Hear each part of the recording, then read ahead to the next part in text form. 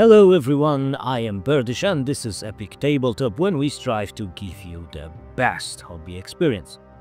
Well, it's been quite some time since I published anything. Well, the last thing I published was a teaser trailer for Battle Report, and today is the day when you can actually watch the actual Battle Report. So I will leave you to it. Just a few things before you start. First of all, we play here Warhammer as a setting. I mean, those of you who watched the previous battle reports, I mean, especially Shadow of the Horned Rat, knows that, but I'm just, clarifying this because I don't want to get anyone mad or disappointed. So we play a Warhammer as a setting. It's basically like an 8th edition setting, but it's based on the video games Shadow of the Horned Rat and Dark Omen.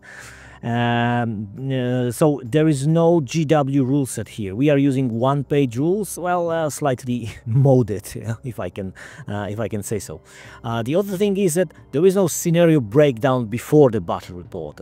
There are some surprises along, so I didn't want to spoil it. I mean, for those of you who want to sort of follow the narrative flow of the game, I didn't want to spoil it. But then if you want to know, I mean, before the battle, how the scenario works, you can use the timestamps on the progress bar under the video or in the description. You can jump there. I mean, before watching the battle, you can jump to the scenario description, watch the scenario description, and then go back again using the timestamps and watch the battle report. And the last thing is that I created a Buy Me a Coffee portal. I mean, it's a sort of like a Patronage.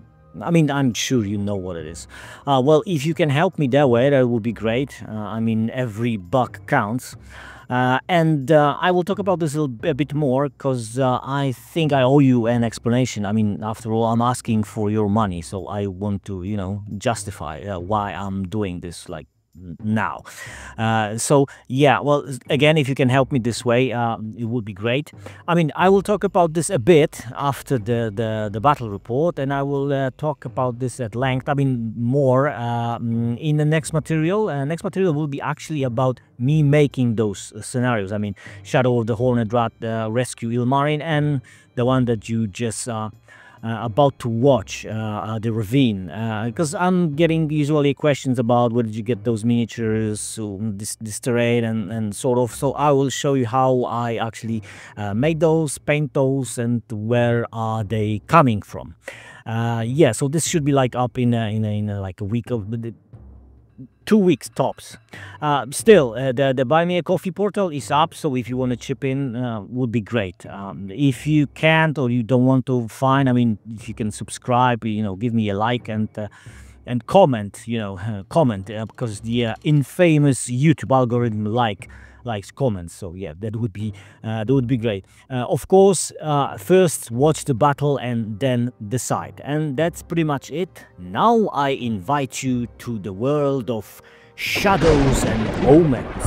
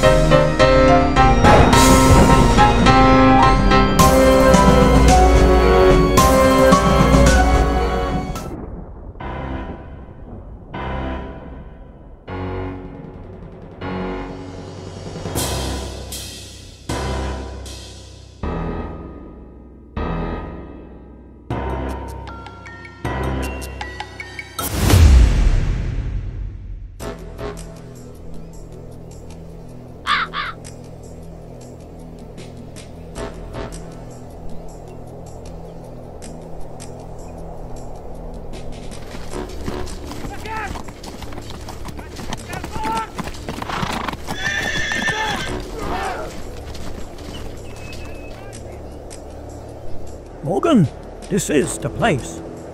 Okay, Klaus. Prepare the men. There are some men on the other side of the ravine. They look Bretonnian. By the gods! I'll go and talk to them. You get ready.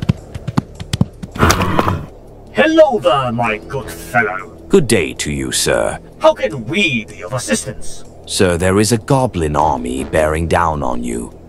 Perhaps you would like to join with our forces on the other side of the ravine? Oh, thank you, my good man, but we are perfectly all right here. Perhaps you should mount up, at least, to face goblins on horseback. Oh no! We left our horses far away from here. Otherwise, facing these pitiful creatures in combat would present no challenge whatsoever. We are the Grail Seekers Company, you see. Naturally. Then I leave you to it, sir. I will see you, Commander, afterwards. May the Lady bless you. Grudgebringer's mercenary army of Commander Morgan Bernhardt took its position on the edge of the ravine, while proud Bretonnian Grail Seekers Company, led by twin brothers and Grail Knights, stayed on the other side. And then, without a warning, Goblin Horde appeared in the vicinity. Enemy sighted.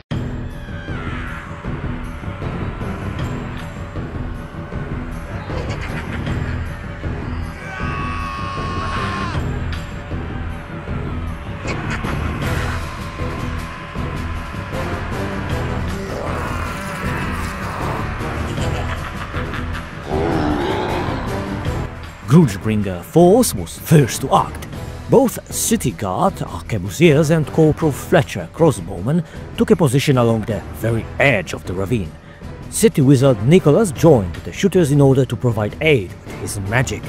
With the beginning of the turn, he gained 2 magic tokens. Lieutenant Shepke infantry repositioned as well. Morgan Bernhardt's signature cavalry stayed put, watching closely their bridge, the only way through the ravine. Nicholas the wizard threw his arms into the air and conjured successfully a protection spell for both Grudgebringer's cavalry and infantry. The goblin army advanced. Pretty much all units rolled additional die and hastened toward the ravine.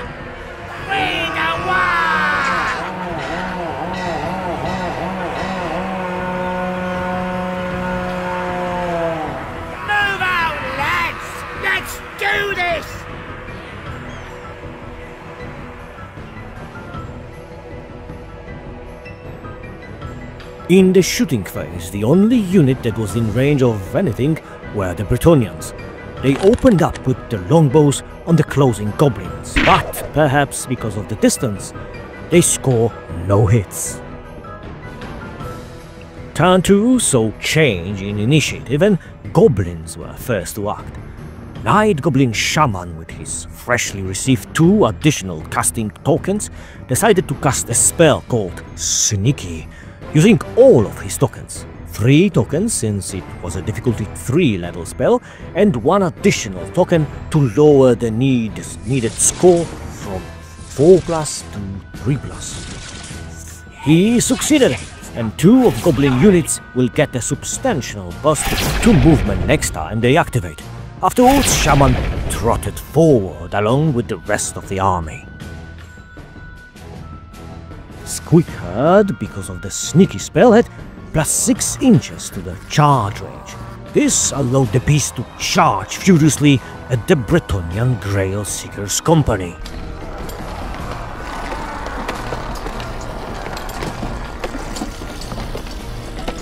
Remaining goblin forces hurried forward.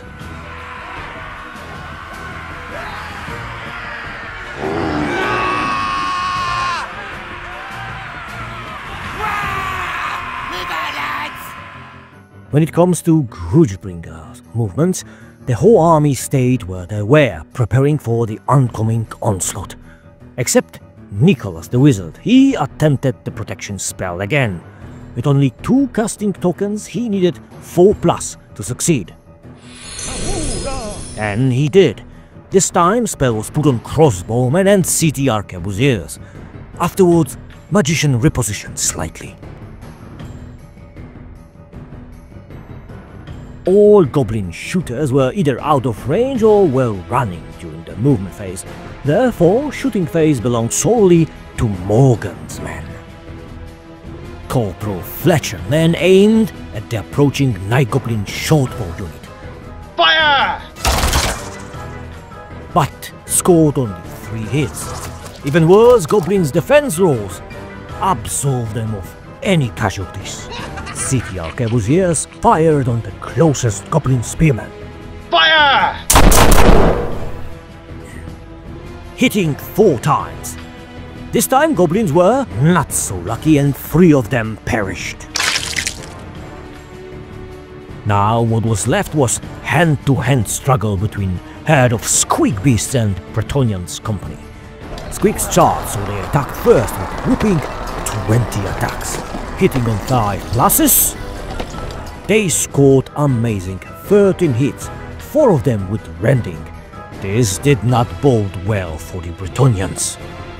Grail Seeker's company special rule states that while twin brothers leading the unit are alive, whole unit has 3+ save, but all the hits must be allocated to the knightly brothers, who are treated as one entity with tough 6. First to save were 4 rending hits. 2 of those went through, causing 2 wounds on the brothers. Now the remaining 9 hits, and only 1 additional wound. All considering, Bretonians were very lucky. Squeakherd charge didn't yield the results Night Goblins were hoping for.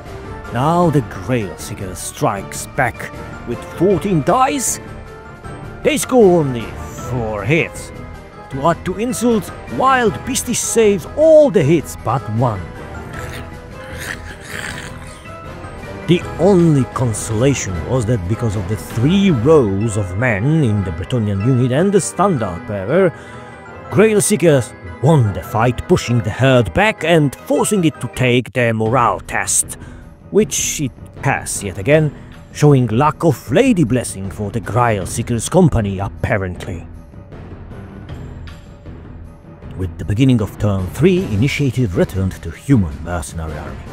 Commander Bernhard Cavalry repositioned toward Goblins on the right flank.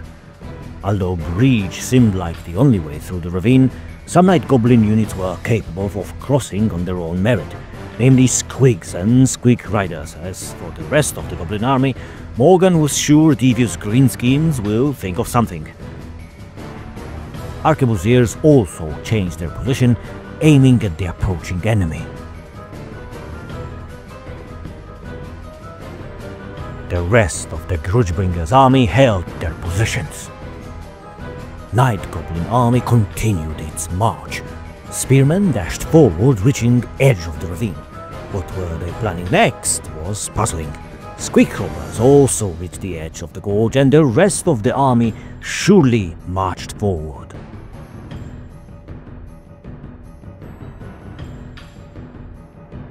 Huge beast ridden by a mean-looking goblin repositioned toward Grudgebringer's right flank. It seems that this giant Squeak Rider is leading the whole army. On the left flank, goblin shooters moved back a little, while spearmen ran forward, not quite reaching the edge of the ravine. Trolls followed closely their allies. Shooting phase started with Nicholas the Wizard casting Fireball at the goblin spearman.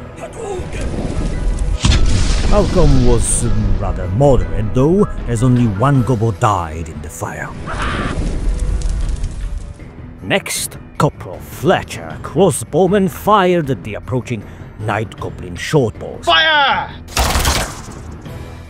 This time their aim was true and they scored whooping 7 hits. Goblin saves on 6s were largely ineffective, and 6 of them died. This brought the whole unit below half strength and forced it to take a morale test, which Goblins failed and the whole unit ran from the battlefield. First down, quite a few more to go. city arquebusiers fired on the incoming squeak hoppers, Fire!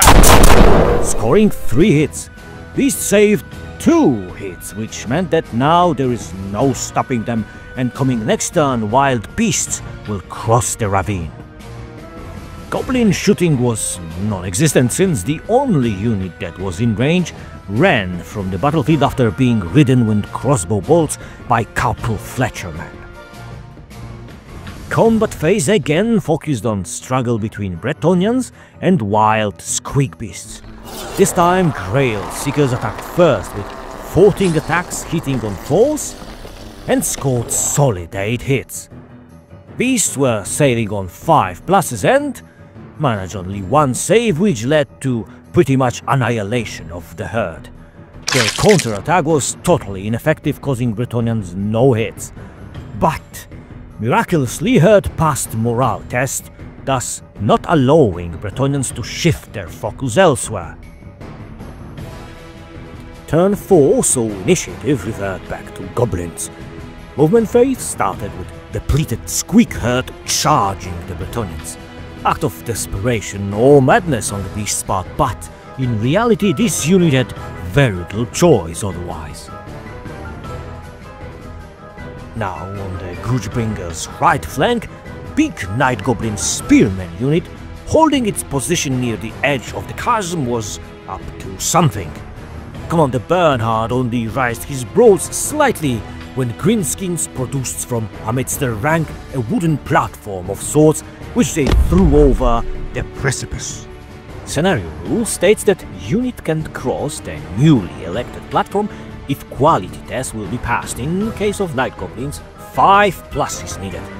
Sadly for the Greenskins, they were too busy squabbling among themselves and the test was failed, which ended their movement for this turn. They can cross the ravine using platform next turn without the need for quality test. Unit of short bowmen moved behind its spearman brethren. Another unit of Night Goblin shooters also advanced in the same fashion, restraining itself from running in order to be able to use its bows in a coming shooting phase.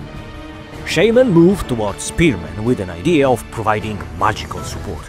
He had 2 magic tokens and 2 more were coming because of the new turn. Using all of those, he tried again casting Sneaky Spell, which will give movement boost to 2 units that he chooses within 12 inches of him.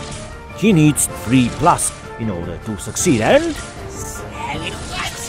he did it with ease. Sneaky was given to Goblin Boss and the Squeak Hoppers unit. With this speed boost of 6+ inches to charge range, Hoppers were actually in range to attempt charging Morgan Bernhard cavalry. This was not an original plan that Goblin Boss had in mind. He was hoping for the Spearman unit to cross first and to check the cavalry unit before making its move with his Hoppers. If cavalry charged either of Goblin units, the other would attack them back, or so he thought. Unfortunately for the Goblin Boss, there was no time to lose, and he knew that he had to push his subordinates before they lose enthusiasm and consider that running the other way presents a better chance of survival. In scenario terms, Goblins need to have at least 1 unit across at the end of turn 6, otherwise they lose.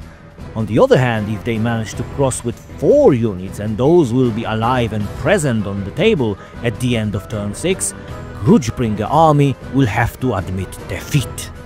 Anyway, in order to make a successful charge, Squeak Hoopers needed to roll 4+ on one of the dice, since as a fast unit they discarded the lower result and they failed, hopping mindlessly to the other side and exposing themselves to imminent Morgan Bernhard cavalry charge. Nevertheless, Goblin Boss spurred his mod and decided to follow suit. He rolled high for advancing and found himself among human soldiers, causing alarm and confusion. Fortune favors the bold, he must have thought. In the meantime, on the left flank, another unit of Night Goblin Spearmen reached Ravine's edge. Trolls followed Goblins closely, rolling impatiently. Behind them, Gobbo's archers stayed put, hoping to get a chance and riddle Bretonians with some arrows. Grudgebringer's movement phase, so Morgan's cavalry declare a charge and thunder into space.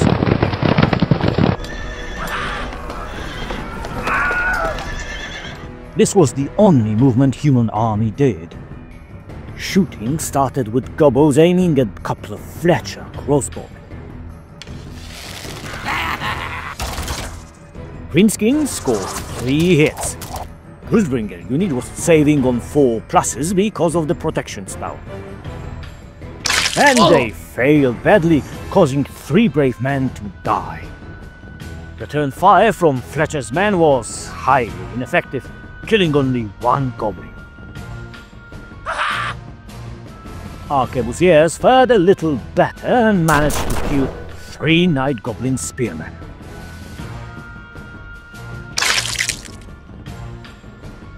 Nicholas the Wizard, alarmed by sudden appearance of Goblin boss next to him, used his 2 casting tokens to conjure a fireball on 3+. With a success, Goblin boss was forced to make 2 saves on 6s, and he suffered 1 wound. No other unit were in position to shoot or cast spells. It was time to resolve combat. Grudgebringer cavalry charge caused 7 increments. Squeak Hoopers were serving those on 5 pluses, and miraculously they sustained only 2 casualties. Next, Morgan was trying to release a fireball from his magical sword, but he failed. Nevertheless, he and his men attacked with fury, hitting 7 times. Squeak Hooper goblins were saving on 6 pluses, and no saves were achieved, Destroy as them. the whole unit was slaughtered by Grudgebringers. Afterwards, Commander Bernhard reformed his men, deciding to see to his left flank. So far, so good, Morgan thought. His men were successfully containing the Goblin army, halting any incursions to the other side of the ravine. Being experienced commander though, he knew better than to prize the day before the sunset. Remains of Squeakherd that charged Bretonians were unable to score a hit. In return, Grailseekers slaughtered a few beasts that were left. Afterwards, as a consolidation, they moved forward. Initiative belonged to humans this turn. Grudgebringer cavalry ran into complication. Complication being, of course, Loony Night Goblin boss that was threatening human shooters. Commander Bernhard chose to play it safe and positioned his unit so he can check the Goblin and his movement. He also tried again to conjure fireball from his magic sword on 4+.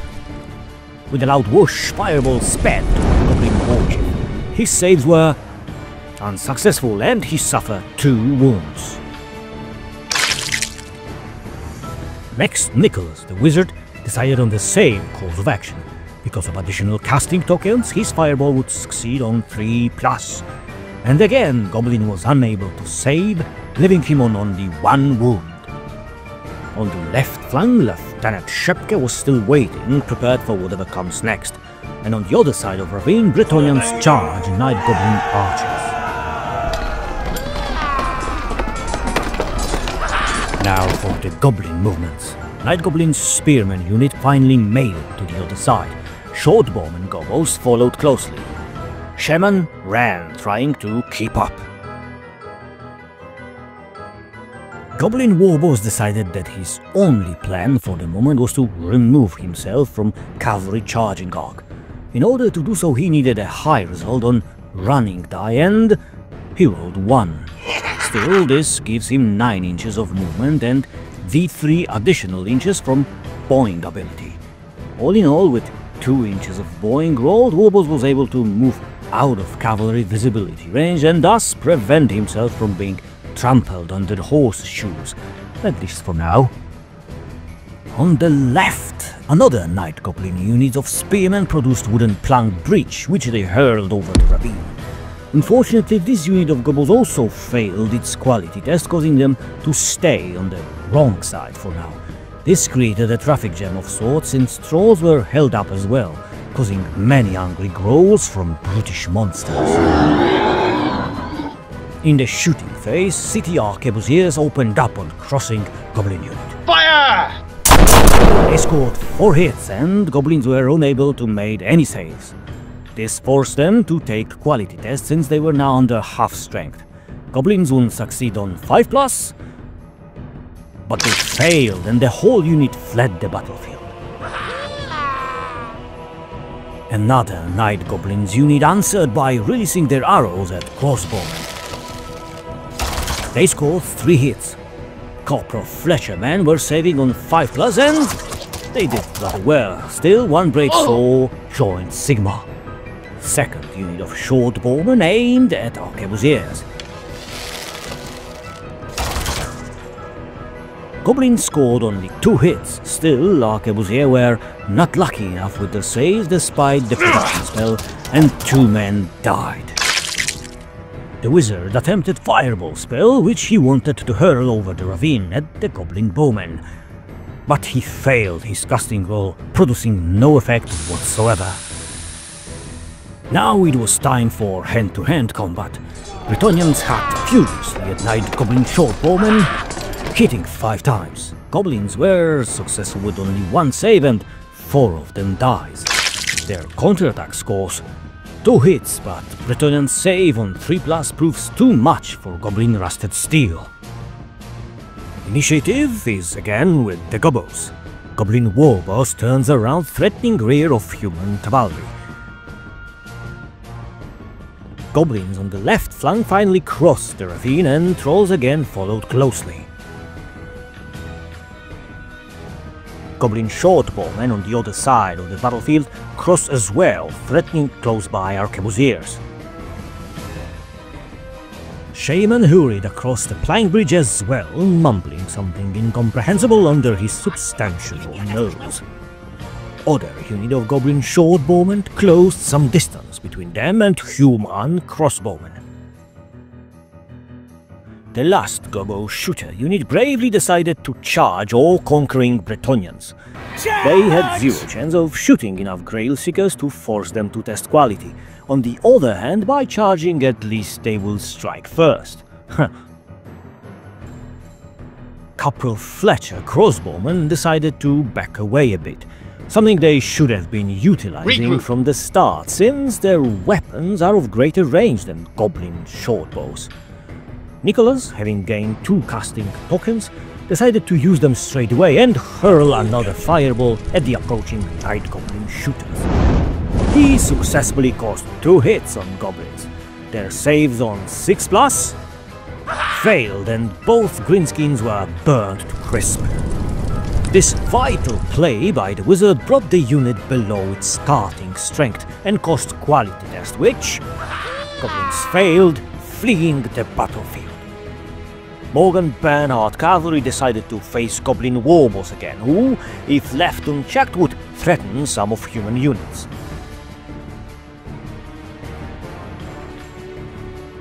On the other side of the battlefield, Charge! Lieutenant Shapka infantry charged at the goblin spearmen, who finally managed to cross the ravine. Shooting phase started with shortbowmen aiming at arquebusiers.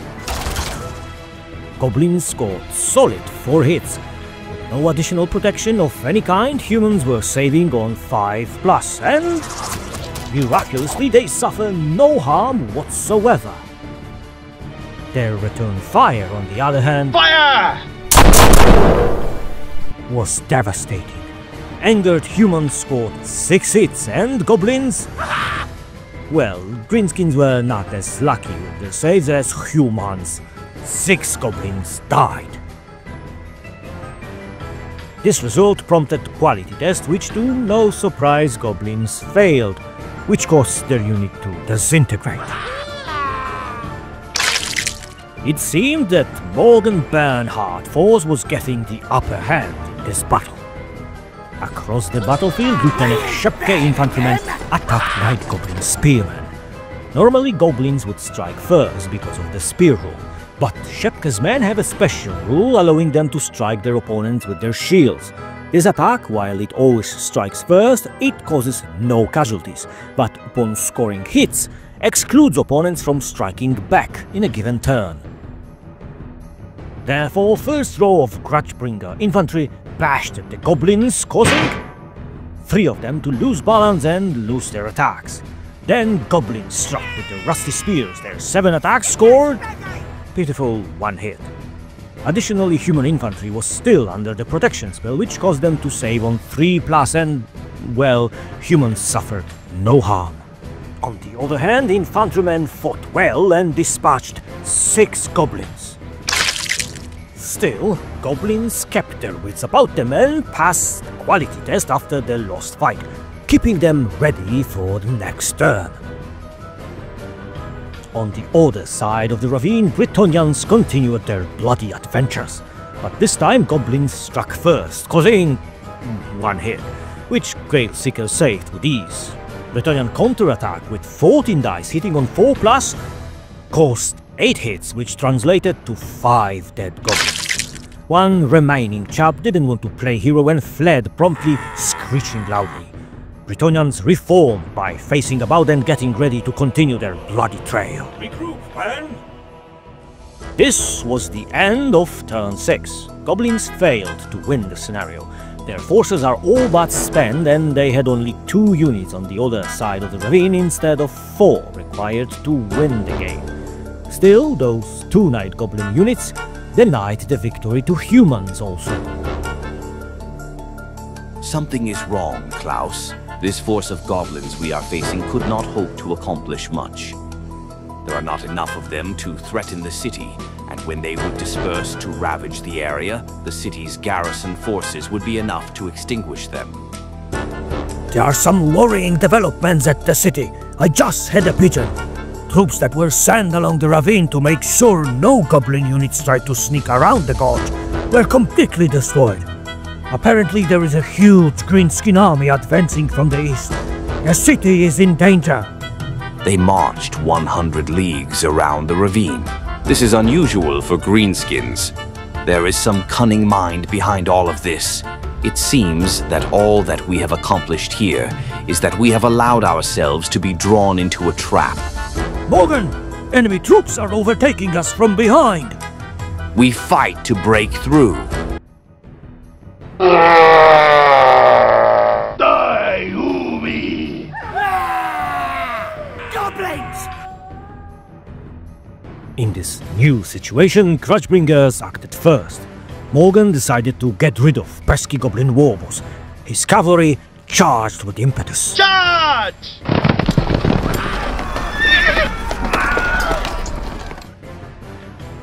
Lieutenant Shepka infantry yet again charged Night Goblin spearmen, attempting to break them. Engage! Bretonnians were also aware of the changing situation on the battlefield. Still, being a Grailseeker company does count for something. So they decided to leave, but first it was necessary to secure more Blessing of the Lady. It was agreed that this could be done by attacking the trolls. Unfortunately, in order to achieve that, 6 was needed in order to reach the monsters. Nevertheless, Bretonnians cast the die, counting on their luck. Unfortunately, they fell short, and only moved forward, readying for whatever comes next. Corporal Fletcher, crossbowman, turned and moved to face new incoming threat. Nicholas the Wizard hastily followed them. Only city arquebusiers stay put, hoping to put an end soon to malicious goblin shaman. Now for the goblin army movement. Trolls, not being the sharpest creatures, still understood that something is brewing at their backs. Hungry and irritated by the course of the battle so far, reorientated themselves to face the incoming Bretonnians. Since they didn't see the Grailseekers while starting their movement phase, they couldn't charge them this turn, but this obviously was soon to change. Night Goblin Shaman found himself in a very uncomfortable position.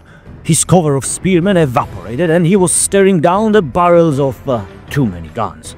Fortunately for him, he had a full complement of casting tokens. He used 5 of them to cast spell Sneaky on himself this time. He succeeded, and with additional 6 inches to move, he managed to clear Arquebusier's field of fire. Goblin Wolf Riders advancing from the end of the battlefield sprinted forward, hoping to get into charge range for the next turn. Unfortunately, their roll was not all that great. Orcs on the other flank also didn't seem to hurry too much and rolled only 2, giving them 8 inches of movement in total. Still, maybe this was luck because it did put them by a tiny fraction just outside the firing range of Corporal Fletcher crossbowmen. The situation on the battlefield was tightening.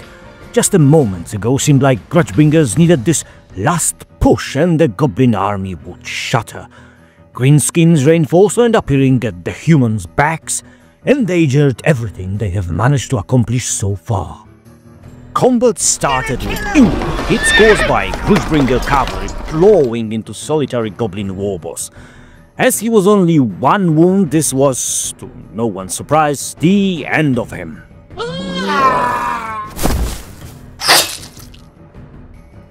Afterwards, horsemen actually backed a little as a reform move, so as not to make the charge easier for the goblins next turn. Regroup. On the left flank, Captain Shepka's men tried their luck with Night Goblin Spearmen again. Shield Bashed scored 2 hits, excluding 2 gobos from striking back. The Greenskins attacked with 8 dice, scoring meager 1 hit. Surprisingly, humans failed saving it on 4+, and 1 infantryman died to rusted goblin spear. Enraged Grudgebringers swung their swords with rage, 12 attacks hitting on 4+. It seems, however, that the rage has served them badly as they only scored 3 hits. Goblins failed to save them, causing all 3 to die. But surprisingly, Greenskins passed the quality test yet again and remained a threat to humans. Where's Gobos? Turn started with Goblin Shaman casting Glare spell on human cavalry. He used all his casting tokens so he can get it on 2+, and the spell went off. Saves are unsuccessful, and one of Morgan's men succumbs to this evil magic.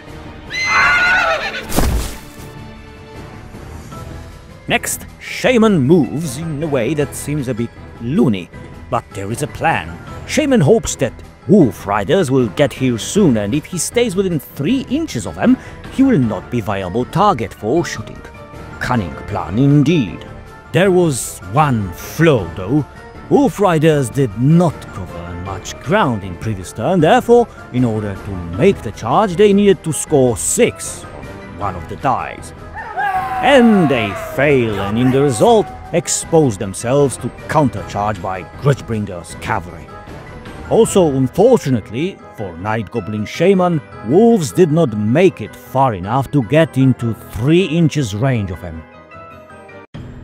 Orcs were trying to advance as fast as they can toward exposed backs of human infantry. In contrast to Wolf Riders, they rolled high and were able to move 12 inches. Where's the scratch? On the other side of the ravine, trolls charged a little too eager Britons, while still dangerous unit of Night Goblin Spearmen attacked Lieutenant Shepka's men. Grudgebringers started their movement phase by charging into exposed Wolf Riders. Charge!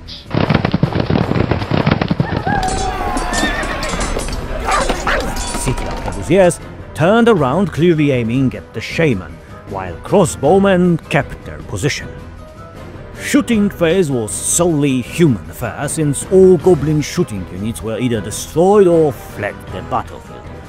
Arquebusiers aimed at the Shaman and scored 3 hits.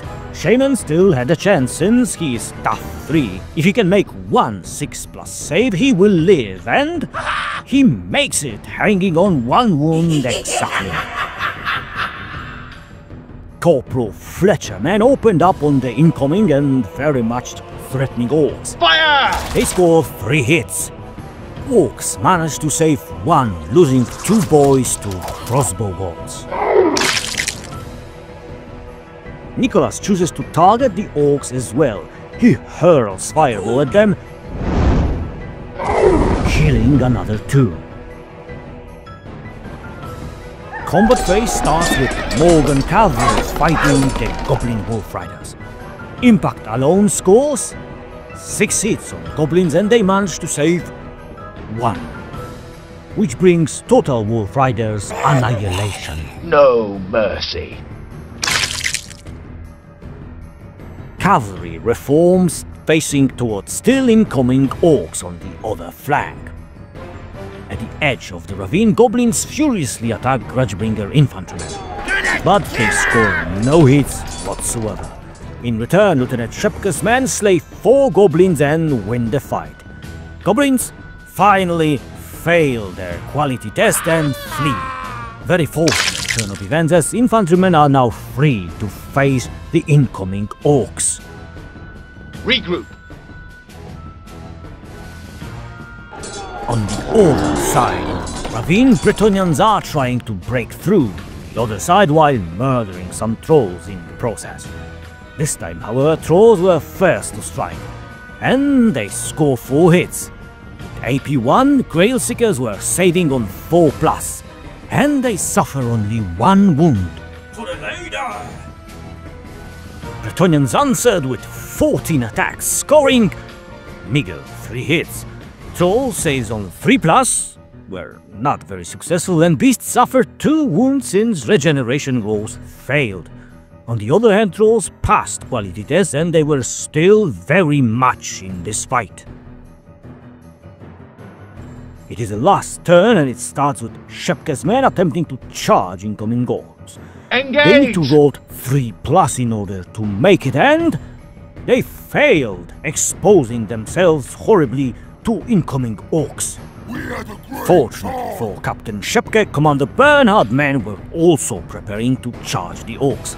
Still, distance was significant and 5+ on one of the dice needed to be achieved, and Charge! Morgan's men make it and slam into the orcs' flank.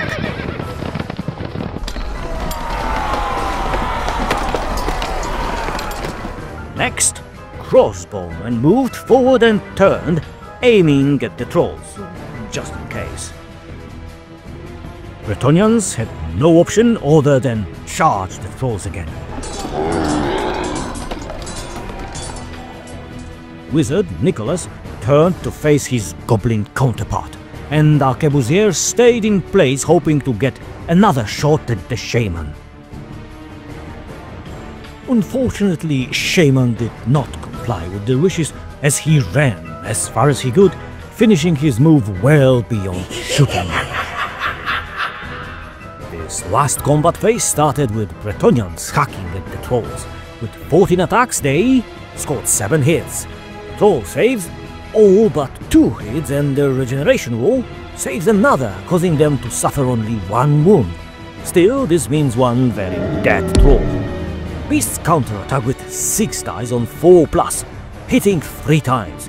These attacks are AP1, so Grailseeker saves on 4+, and they failed 2 saves. And since all wounds must be allocated to brothers leading the unit, Bretonnian champions fall, their armor broken by the savagery of vicious trolls. Despite the tragedy, Bretonnians win the fight because of 2 rows and the standard. Nevertheless, trolls passed the quality test on 4+ yet again, and humans must back away. The final fate of 2 Grey Knights will be decided after the battle. Their unit survived, so they can roll on a death roll table to see if they succumb to their wounds or recover to fight another day. Commander Bernhard and his cavalry charged into the packed ranks of orcs, causing 6 impact hits. Orcs are saving all 5+, and 4 of them perished. Morgan, on 4+, hurls a fireball at the enemy, killing 2 more greenskins. Finally, horsemen attack, causing 4 more hits. Upon charging, Morgan and his men have AP1, therefore Orc saves on 6+. and they failed completely, losing 4 more boys. This was bad for the Greenskins. Not only they were unable to hit back because of the flank charge, but also they were already below half strength. Failed quality test will see them flee the battlefield. To pass the test, Orcs need to roll 5+, and they succeed, showing some serious resolve. This was the game's last turn. Neither army was able to destroy the other. Grudgebringers broke contact with the enemy and retreated from the battlefield. Grail Seekers Company did the same, carrying their 2 fallen hero brothers, still not being sure if their commanders will live.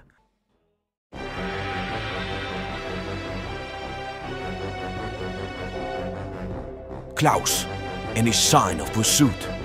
No Greenskins behind us at the moment. In front of us, well, that is a completely different matter. Omen, there are some riders approaching. It's Ragnar. Eric, fancy meeting you here.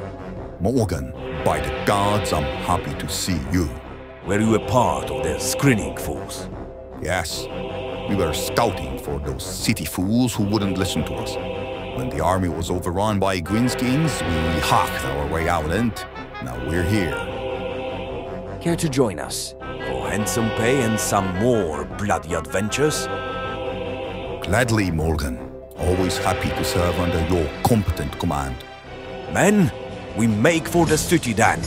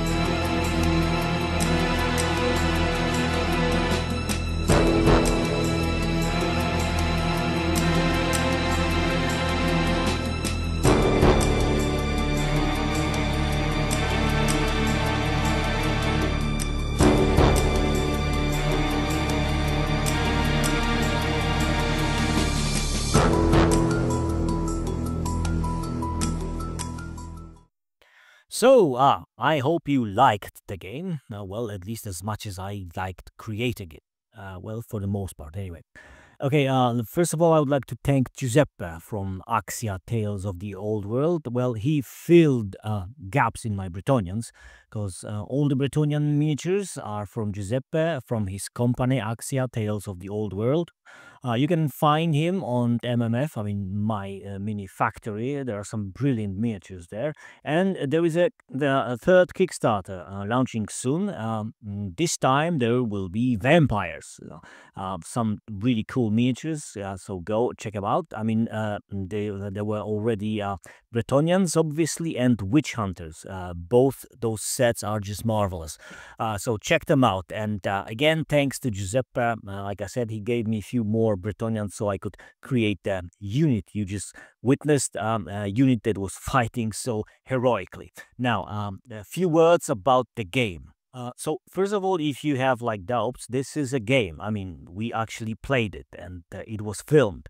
I mean, obviously, we played quite a few, like a warm-up games that led to this one that you just watched. And then at some point, when we decided to that we actually know, I mean, we understand the scenario, we know what's going on, we have some, ideas how to play it. Then I started the cameras rolling, if I may say so. So the official, I mean, well, the result of the game is a draw, but it kind of looks like it's I mean, not exactly, but sort of like a walk in the park for the humans. But there were a few decisive moments where I failed. I mean, where the dice failed me because I was playing the goblins, right, and the Varatan was playing the grudgebringers.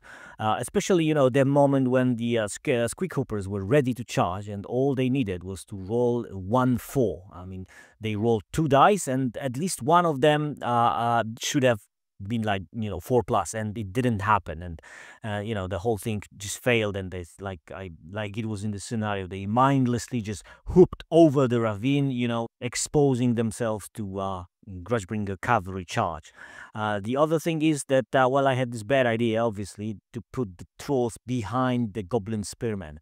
I did this because one game before, I mean, one of the warm-up games, I mean the tryouts, and my trolls were sort of like going as fast as they could. Could they cross the bridge? I mean, they were trying to cross the bridge, but they never did because they were shot to pieces by the crossbowmen, Capro Fletcher crossbowmen. Just kill them all.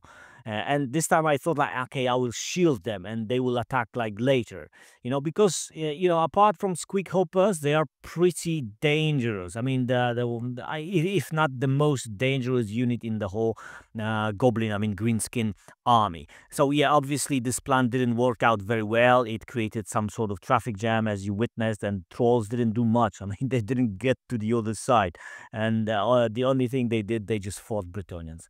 There was also one more moment when my goblin short bowmen, they finally got in range and they were shooting at arquebusiers.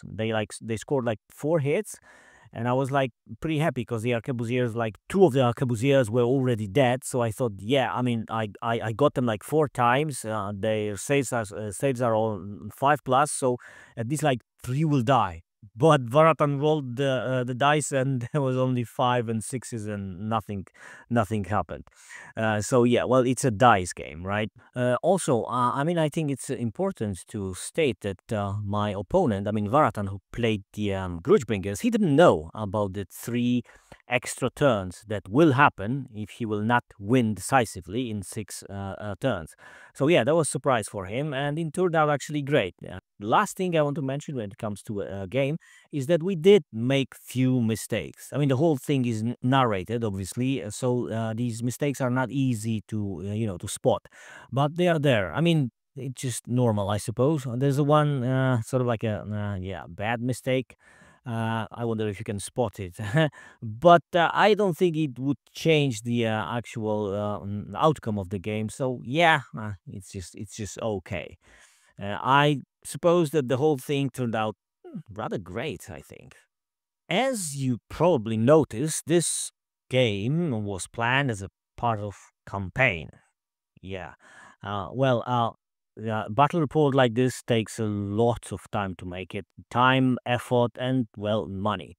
Okay, so I would like for this video to get some serious views, right? So please watch it, subscribe to the channel, like the material, and comment it. Please tell your family, your friends, even your enemies to watch it, okay?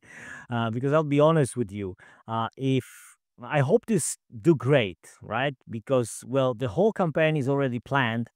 The scenarios are written, and they are pretty cool, I think. And I would like to make them. But if the viewership will suck, let's just call it, I don't think I'll be making more, okay? Because, like I said, it takes a lot of time, effort, and, like I said, some money. Okay, so again, please tell everyone to watch it. Thanks in advance, I mean. Okay, so the last thing is about this sponsoring me thing. I mean, buy me a coffee.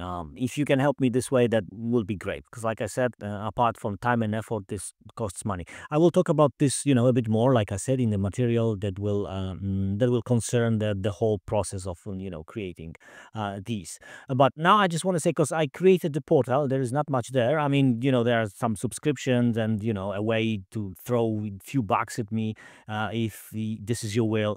But there will be one cool thing. I mean, one thing for now, because if this portal will actually work, I will think of some things to reward, of course, people that helps me this way.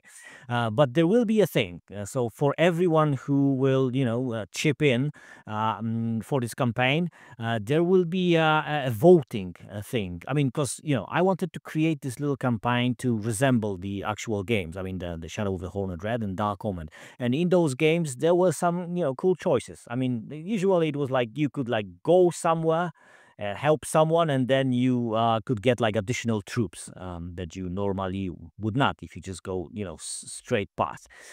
Here it will be kind of the same, and like I said, for everyone who will support me on Buy Me a Coffee portal, you will be able to vote on a path. And I will talk about this again later, more in the material that I mentioned. For now, just I just wanted to tell you this. And I think that's pretty much it. Again, I hope you like the battle report. Again, please tell everyone to watch it and to like it, and so on and go on. And I'll see you soon. Cheers. Till next time.